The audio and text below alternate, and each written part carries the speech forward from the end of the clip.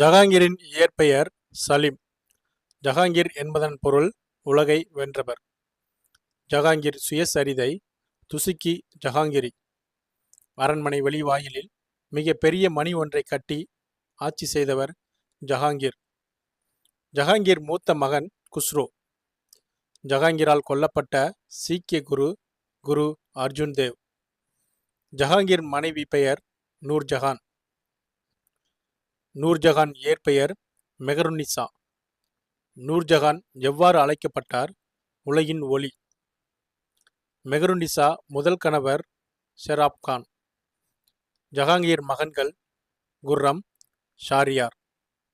இந்த வீடியோவில் ஜஹாங்கீரை பற்றி நம்ம ஒரு 10 வேர்டு பார்த்துருப்போம். அடுத்த வீடியோவில் அடுத்தடுத்த ஒரு தலைவரை பற்றி நம்ம பார்க்கலாம். கிறிஸ்டியை பற்றி நம்ம பார்க்கலாம். நன்றி, வணக்கம்.